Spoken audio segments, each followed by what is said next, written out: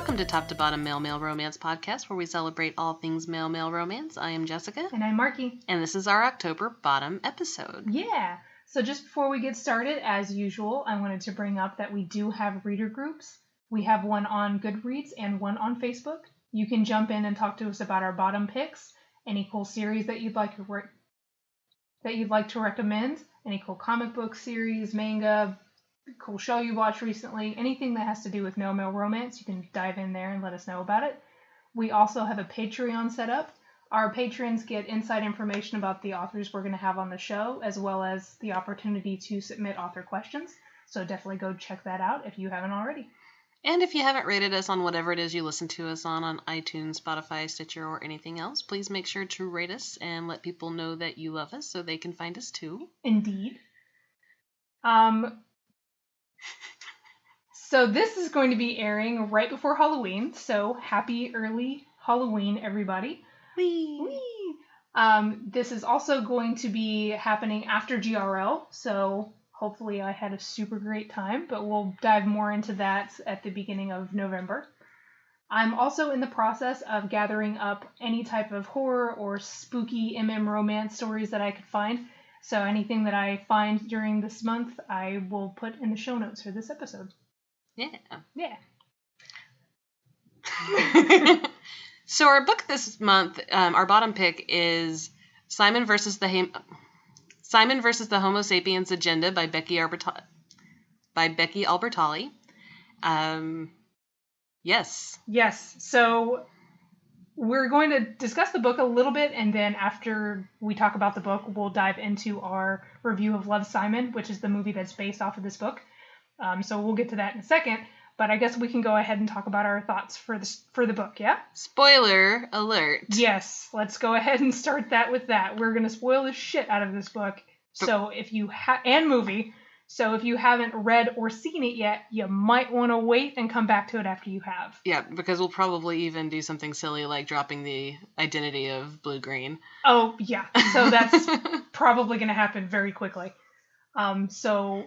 Holy shit, I love this book. Oh, me too. And we'd mentioned that Will and Jeff really adored both of these things, so we were already pretty excited to finally get a chance to read it. But man, this was so sweet. I loved it. It was cute and witty, and Simon is...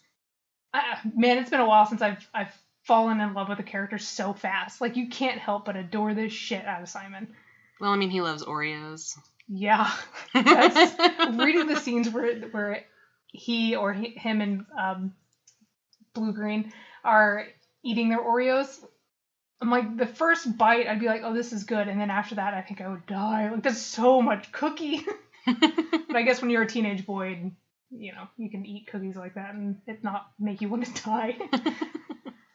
But yeah, generally the characters, I love them all. I most exceptionally, of course, love Simon because you can't not. Mm-hmm. It's really interesting because it's a YA, and I don't know that I would have originally ever thought we would be reviewing a YA. Yeah. Just because we so frequently talk about the sexy times, and oh yeah. This is a YA, so there's not really any. I mean, there's some like insinuation and whatnot, but not anything happening, and yeah, and regardless, still freaking fantastic. Yeah, it was really great, and there were some really impactful themes throughout the whole book that were fantastic. Oh shit, what is the name of the kid that fucks everything up for him? Martin. The whole thing with Martin and how all of that plays out, and the scene where he is yelling at him in the parking lot about how he took that away from him. His coming out story basically was robbed of him. Like, oh my god, that hurt. That just was so painful, and I feel like an asshole, but when Martin starts crying, I'm like, good, fuck you. Like, I'm so glad he understands how badly he fucked up and how badly he hurt him. And I'm hoping that in the later iterations that Martin becomes a better character and like pulls his head out of his ass. I mean, he kind of did at the end of the book. Like, he's talked about how, he really wanted to keep being friends and stuff, but... Well, even throughout, though, I mean, yeah, he's absolutely the villain of the story, but he also has his lovable moments. I mean, and there's several times where Simon mentions, like, I guess maybe we're becoming friends, and I kind of like this guy, and what's happening to my face right now. So, and I think that's kind of part of the genius of this is that, I mean, every character has a lot of depth. And, I really want to know more about Nora. Yeah. So mysterious. She's very mysterious. I know that I haven't read the second book yet, but the second book is Leah's book. Right. And I really hope that Nora plays a bigger part in that because I would assume so with the whole emojis thing. Yeah, she's super mysterious. There's so much there. Mm-hmm. But yeah, I mean, it kind of makes sense though because apparently in Simon's family, everything's a big deal. Right. Every little thing that happens is a big deal. So even telling them that when he had, a girlfriend, right, that was like the biggest thing. There was this sentence or this part that just really super stood out to me where he was talking about, going through changes, having any kind of experience and coming out the other side, a different person because you're learning and growing. It's like you have to reintroduce yourself to the universe every single time. Right. And that just like hit me in the feels. I was like, wow. Yeah. That's not even like just a teenager thing because that's a heavily teenager thing because you're going through so many changes and discoveries, but like that's life, man. Yeah. Yeah. I freaking love that part. And actually, I'm halfway through my second listen of this and, I mean, it hit me again. I just, I mean, it's a really great kind of overarching theme of the whole thing. Like every time you have any kind of a change, everybody has to make a big deal of it, but that's just life. Right. So that was neat. Yeah, I like that. This book was, even though it's YA and about a theater kid discovering himself, it's a book I think everybody absolutely can relate to. Like Albertalli does a really good job kind of like making it to where it, like you said, it's not just a teenager thing, it's a life thing. Like these are things anybody, no matter what your sexual orientation is or point in your life, can identify with. So yeah, it was really good. I did the audio as well, and I've only listened to it one time through, but it's very tempting to do it again because it was so good. And the voice actor for Simon is great. I can't imagine Simon's voice any other way now, so I loved it.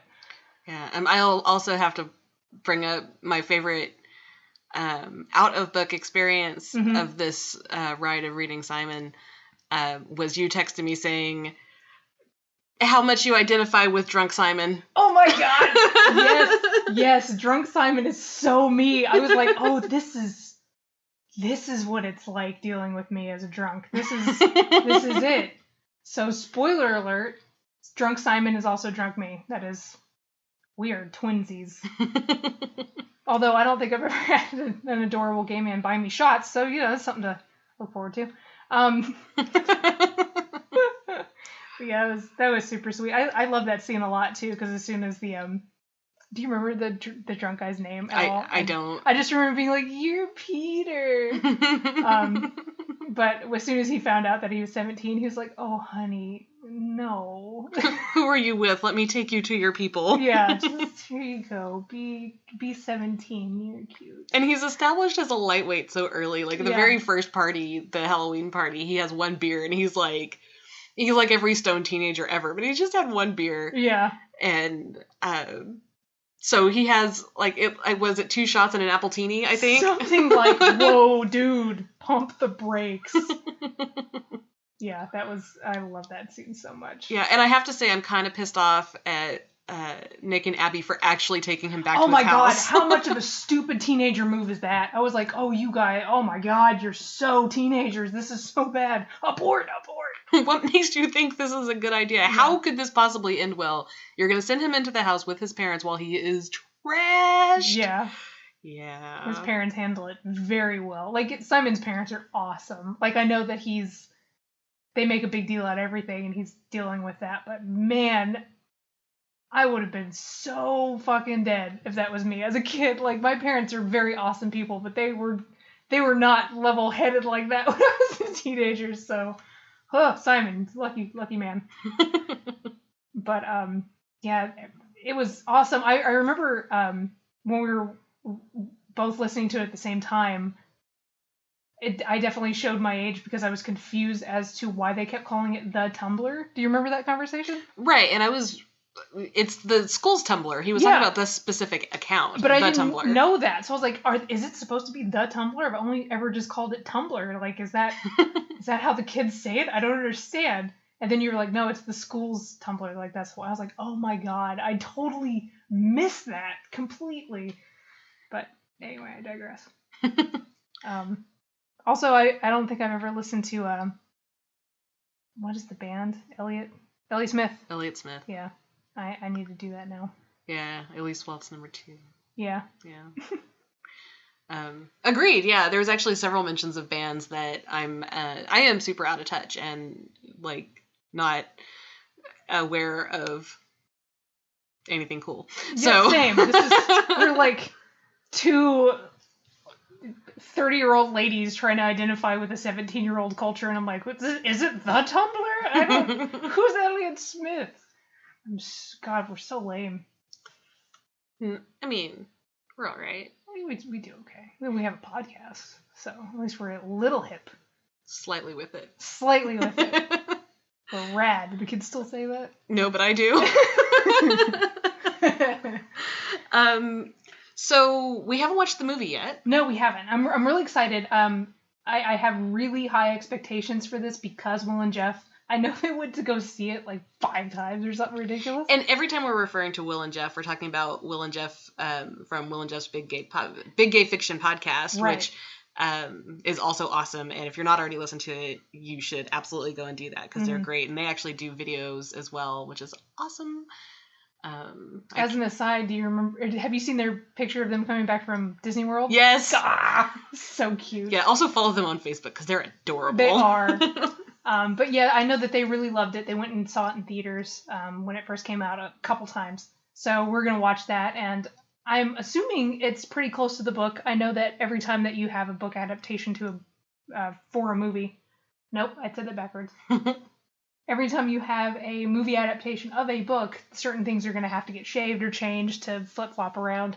But I want to say they stick pretty close. So I have not even watched a trailer for this, but I did kind of dive into the IMDb so I could silently judge the casting, because casting is really important. As a book reader, I feel a certain level of unfounded entitlement as to who they pick for characters. Have you looked at any of these yet? I know what Simon looks like because he's on the cover. He's on the cover. But I don't know what everybody else looks like. A couple of things. One, I want to say that the person I pictured as Cal Price is exactly who they picked. Like that, the person, really? the casting for Cal Price is who I imagined as the character. Oh, cool. So well done, guys. I'm a little concerned about their choice for Leah. I'm showing, this is Catherine Langford. My God. She's most popularly known for being in 13 Reasons Why. Okay. She's real pretty. She's a good actress. But that's almost kind of my problem. Leah's supposed to be a heavyset character. Right.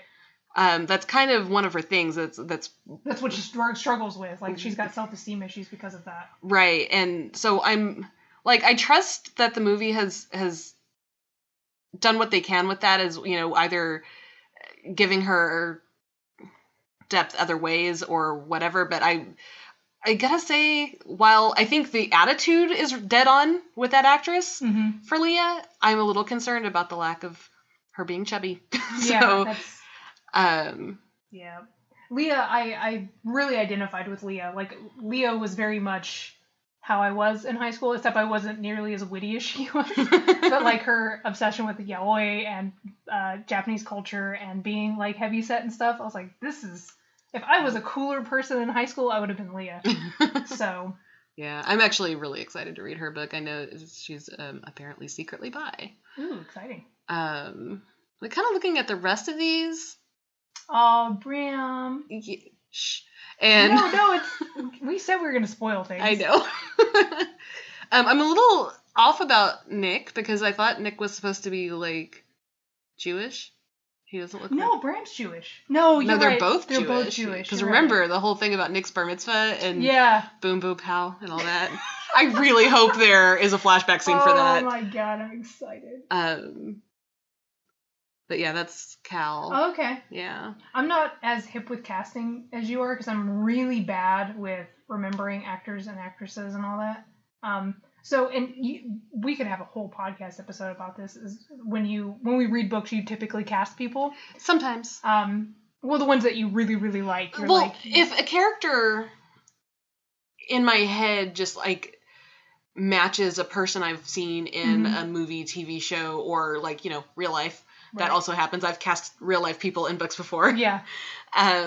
Like that'll happen. Like I think that Cal is the only person I pictured as like an actual actor in my head. Like I have visual representations in my head of what these people look like. Right. But so rarely does it ever fit that ever. So, yeah. Fun fact. So we're gonna pause this. We're going to watch the trailer. And then come back with thoughts on that, and then we'll go on from there. Sounds good. Okay.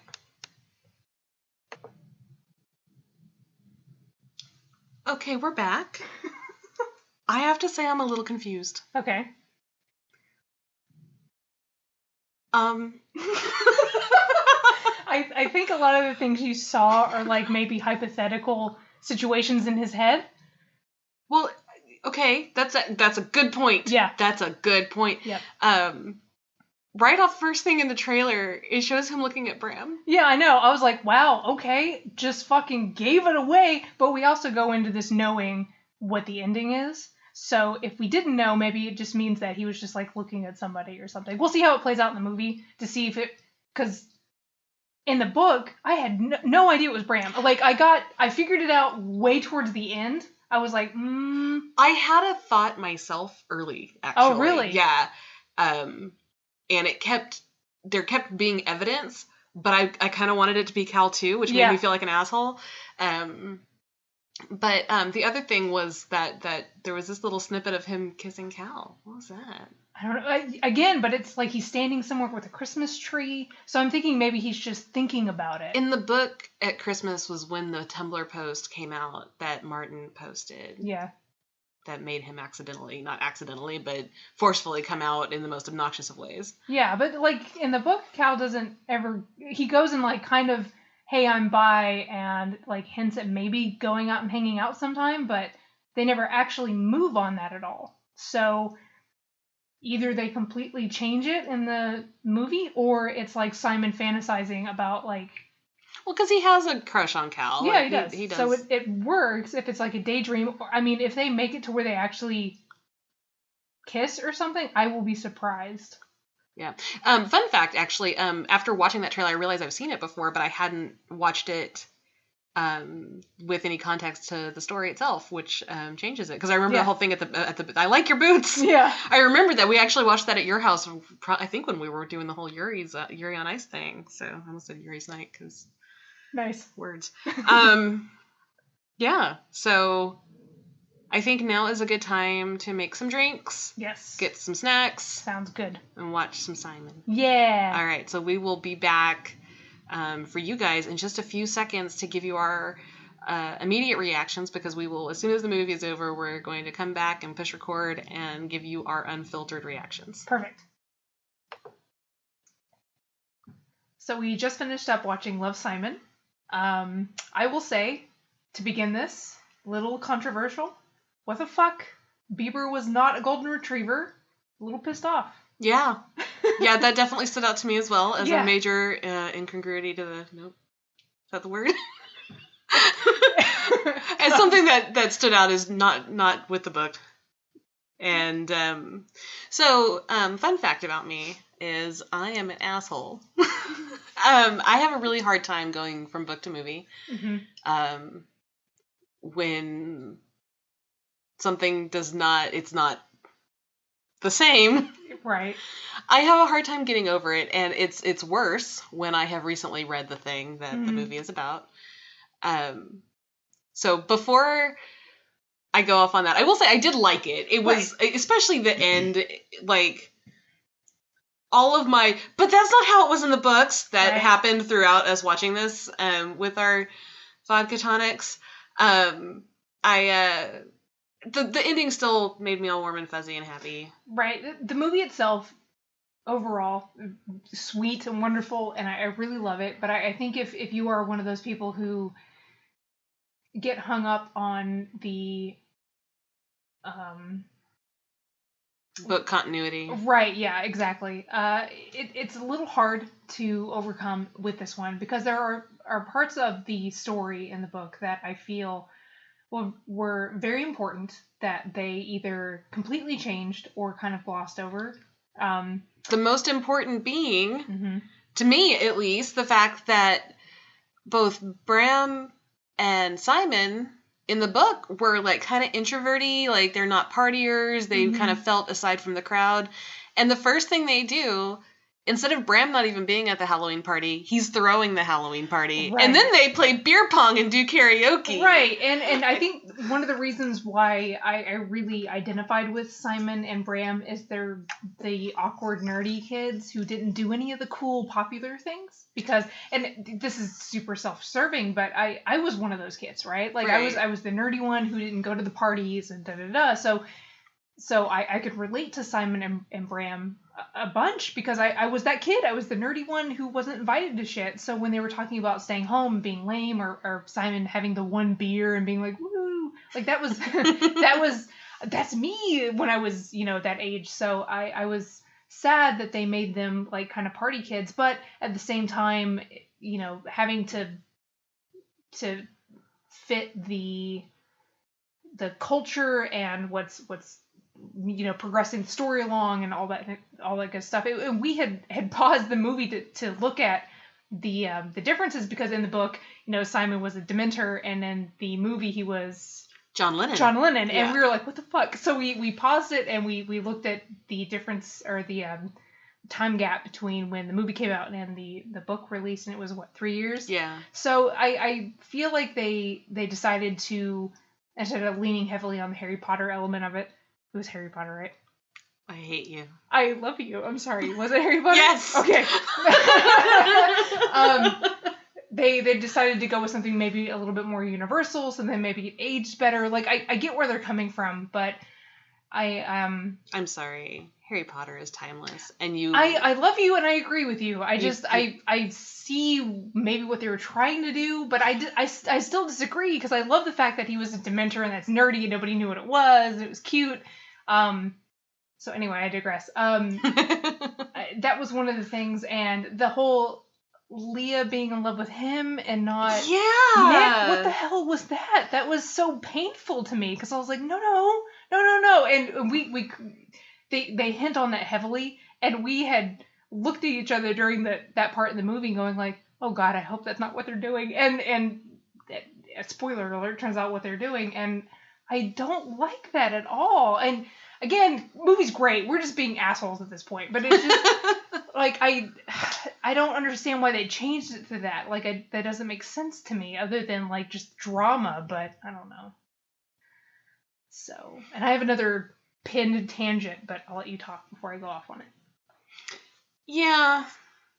I don't really want to shit on the movie because it was good. Right.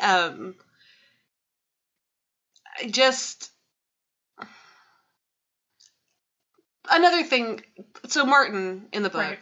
was kind of spastically lovable. Mm-hmm. In like he was still in the wrong, but there was still moments where Simon was like, maybe he's becoming my friend, ?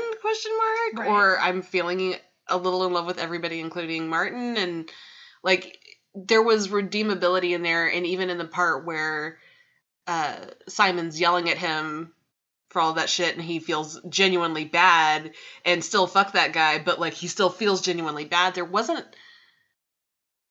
was no real redemption for Martin in this. Yeah, I mean, at the very end of the movie, he comes forward and gives him money so he can keep riding the Ferris wheel. So that was like his really super lame attempt at being redeemable. It's something, it gave him the last, Yeah, but in the book, you can tell he's struggling through this point, especially because his brother's gay, about realizing that he stole Simon's coming out, which is really important.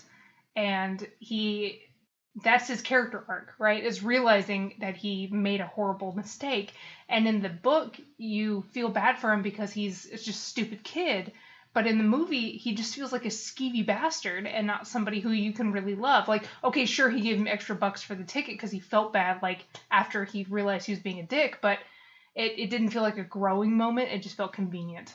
And again, I felt horrible because really, honestly, the movie's really good, but coming off of the book, which is I adore so much, and we had such a high standard for this movie, I was a little sad that they kind of downplayed that. And the thing that really, I think, stood out was the Ferris wheel scene. Mm-hmm.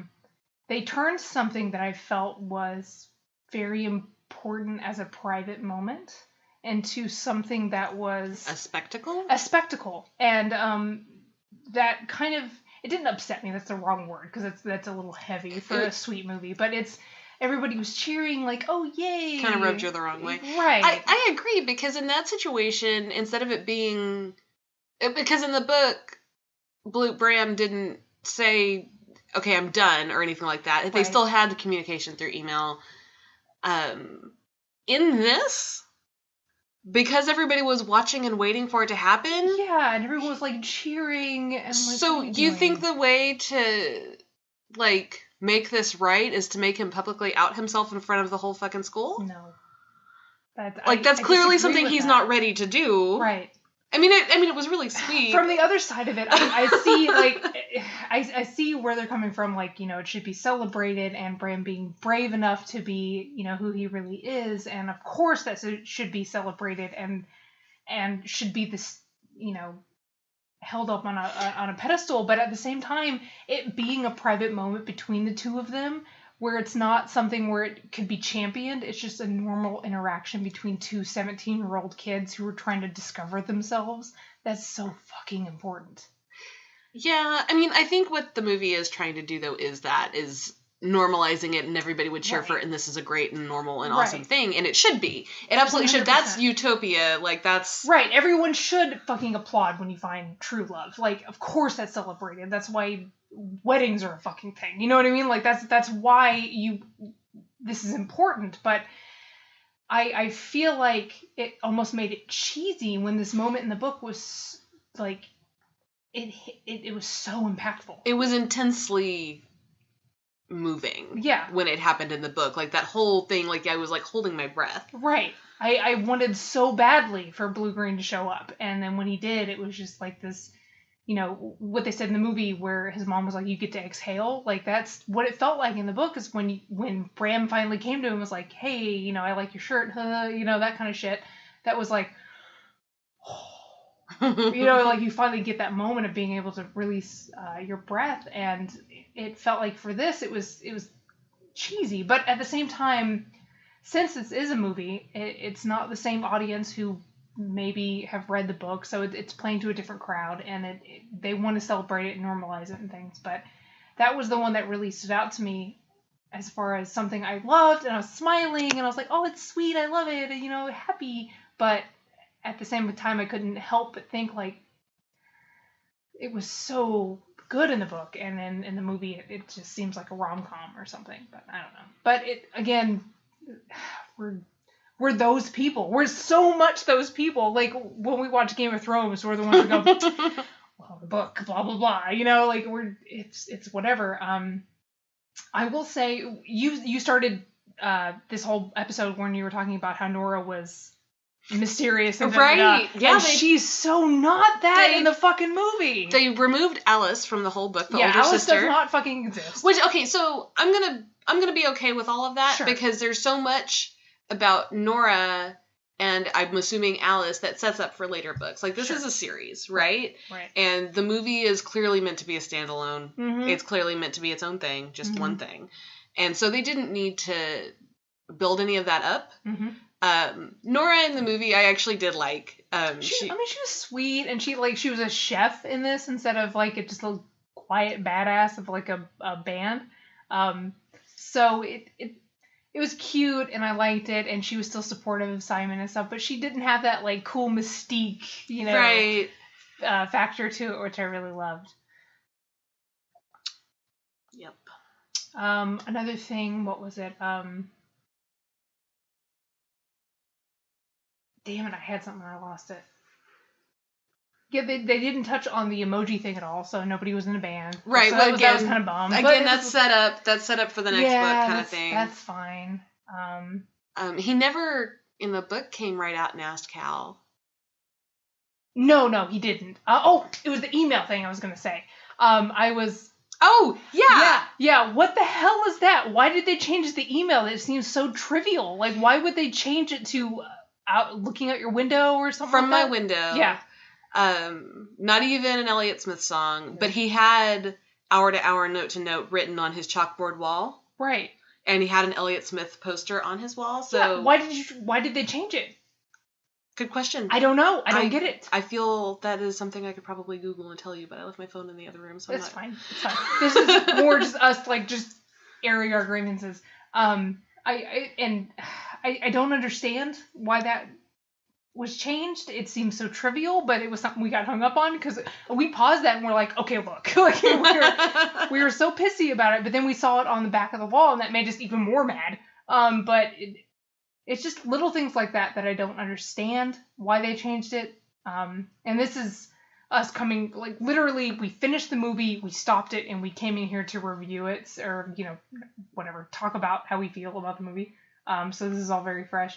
Yeah, no filters, so sorry. Yeah, sorry. So we have a lot of ranty things. And again, we've said this a couple times, and I'm so sorry, but the movie is really good, and it's sweet and wonderful, but I feel like if you've read the book and you have an attachment to it, watching this movie kind of makes you feel like a dick, because you notice those little things that shouldn't matter, but do in the grand scheme of things. But I feel like they made the movie more accessible to the masses? Yeah. I think that's fine, though. Yeah, it is. It's very fucking important. Yeah. It feels... We come from a different angle of already completely embracing this world. Yeah. And everything about it is normalized to us. Right. And this was a mainstream movie, and the world needed it.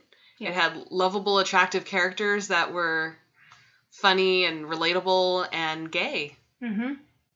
They should read the book, though. Yeah, it's going to be one of those things that if somebody asks if I've seen it, I'm going to be like, yeah, it's really great. But have you read the book, though? Because holy shit, the book. So maybe it's more people who aren't already in the culture and the mindset of being a normal thing. It's cute, but if you're not already in it, this is a good comfort movie, but I don't know. Yeah, this is really interesting too, because normally when we do stuff like this, I've done research and looked at what the community says about things. And I kind of feel like a jerk. I didn't. This was pure recommendation of hearing from somebody whose opinion I completely trust, Will and Jeff. Right. And grabbing that book and reading it and loving it. And knowing that they love the movie and jumping into it. I don't know what the outside world thinks, and now I am incredibly curious and wish I would have known that before we recorded this episode. I feel like I would assume that the culture in general embraces movie because it's a mainstream success, but I don't know. And Will and Jeff are spot on. This movie is wonderful and sweet and the best kind of feel-good movie. I mean, happily ever after kind of shit. And it ends with them, being in the car together, and Bram's part of the gang, and it's so sweet, and I fucking love that because it's so normal, and, the part with his dad, and... There's the part with... That's what I want to talk about. The parts with both of his parents. Those were, that's what one would hope for, because it's almost like you can't escape what the outside world is going to say and do. Right. That is not anything anybody can control, because there's a whole bunch of assholes out there. Right. But one would hope that what you have at home is what's going to be able to make you okay. Right. They're going to be okay and happy with you and still love you. And that's, there was almost tears for me with his dad. Sweet. Oh my God. Very sweet. His mom was you get to exhale, and I knew, but I didn't want to pry, and that was so sweet. And his mom is wonderful, but his dad was the one you could tell had that uneasiness on both sides, because his dad realized he fucked up and didn't know how to make it better, and Simon of course thought like, you know, what does my dad think of me and all this stuff, and you know, his dad being a big old jock crybaby was super sweet, and I really love that angle that they took. So I very much appreciate that, and I really love that they put that in there, because that is a, you know, hallmark moment where it punches you right in the feels kind of thing. It was super sweet. And I will say that they probably played on that more than they did in the book, because there was definitely a lot of stuff with the parents, especially when he came back as drunk Simon from the thing with the stuff. And there was that really hard moment between him and his dad, but I don't remember there being any of these like heart squeezing moments of perfectness with the parents. Like, there was acceptance absolutely and love totally, because that's how those parents are, but the movie did hit the feels harder with the parental part. Right. Well, and I think in the book the parents were already very, very liberal and very open. Yeah. So it was more like Simon knew they would be accepting, but he was more uneasy with them making it a big deal. Absolutely. So it played more on that than actually worried about them being accepting, which they kind of played more on in the movie. So, and I think that's again important for because that's the biggest scare nowadays, and realistically, it is terrifying, because you really don't know what, you know, people are going to think of you, and especially with a lot of gay people who come out to their parents who they get opposite reactions, right? So making it show that, like, you know, his dad being like the jock super dude, being totally okay and accepting of his emotions and okay with his gay son, like, that should be the bar. I totally get that. And they address that in the book too, where they say there's some parents that, you know, say they're super cool with everything, but then as soon as it's their kid, they freak out about it. And then there's parents that are completely anti-gay, and then their kids come out and all of a sudden they're at pride parades. Right. So, I mean, that's a really real thing. That. Yeah, it's rough, and something that is in and of itself something that neither one of us can relate to, and we're removed from it, so it's hard for us to be able to understand it from that angle. But being who we are and in the culture, we understand how impactful it is and how important it is, and this movie did a very, very good job to normalize it and making it a wonderful family bonding moment, and making it realistically awkward, because that's exactly what it is right now. It's the best scenario you could have is it being realistically awkward, and the worst scenario being the other direction. But the best thing you could hope for is an awkward parent being like, oh, good, you know, like, not knowing what to say, and that's so fundamentally important. I did love the scene of them coming out as straight. Yeah, oh my god, especially with Abby's mom being like, "Oh Lord, help me, Jesus!" Like, I fucking lost. You get this from your father's side. Yeah. Oh my god. Or the one where it's Leah's and her dad just gets up and like throws the shit on the table and walks off. I was like, oh my god, I love that so much. So again, movie's great. It's very sweet. We're coming off of the tales of just reading the book. So going from book to movie and trying to condense all of that awesome into 1 hour and 55 minutes, that's fucking hard. And I understand some of the direction they went with. I don't agree with some of the other things, but I overall think it's a very wonderful fucking movie, and I love it to death. I'm glad they still include the Oreos. Yeah. And most especially, they gave the shout out to the best Oreos, the Halloween ones. Oh, that's a hot take. You need to quit it with that. So, yes.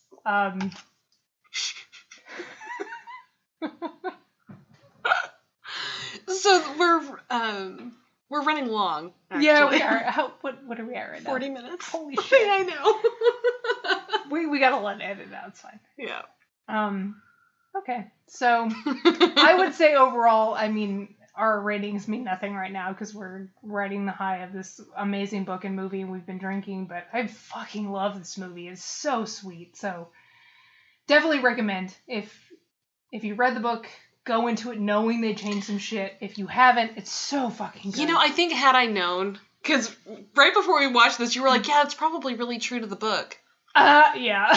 Yeah. So I think maybe had we known going into it that it was going to be different, there wouldn't have been so many moments of pause and me looking at you and saying, fuck. Yeah, you know what we should have done before we started this is messaged Will and Jeff and been like, hey, so we're about to watch this. Should we know anything going into it? So we'll do that next time. Yeah, we're going to need to do that next time because we're catty bitches, but we loved the movie! We did! I can't emphasize this enough because I feel like we're really ragging on this movie and that's not fair because it's so good and it's wonderful and it's such a good feel-good movie. Like if you're having a bad fucking day, watch this movie because it's wonderful and it'll make you cry and I love it. But if you're one of those people who feel like the movie should be exactly like the book, like me and Jess, it's rough because they changed the little things that make the movie so good. Like it feels like that make the book so good. They make the book so good because they've changed what feels like an inside joke or something. Right, you know what I mean? Uh-huh. Like the email. Like they changed the email. And that was the thing that like or Bieber. Like stupid shit that doesn't matter that makes you like, but why would you change that? Like, I don't understand. Yeah. So. Well, and especially I think listening to it through audio makes that email address mean right, more. Because they say that so fucking much. So much. hour-to-hour.note-to-note@gmail.com. Yep. Anyway. So, I think we should wrap it up. Yeah, we're done. Please take the microphone away from me. So we are done for our bottom episode. We do have quite a big month between the two of us, but we will still have our normally scheduled November top going up, and it will be a GRL special. Yes. So since this is going to be a pre-recorded kind of thing, we're recording this before I go to GRL. I'm hoping that I am able to talk to everybody I want to talk to, and my microphone works and everything's great. Worst case scenario, we'll have something else super fun planned. At least me talking about how awesome GRL was. But I'm very fucking excited, so we'll see how it goes. Yeah. Yeah. All right, I guess that is it from now, and we will see you after Markie goes to GRL and I am married. Oh my god. I know. This is... Guys, there's going to be a lot of shit that happens between now and then, so we'll see you on the other side, I guess. Yeah. So until next time. Bye.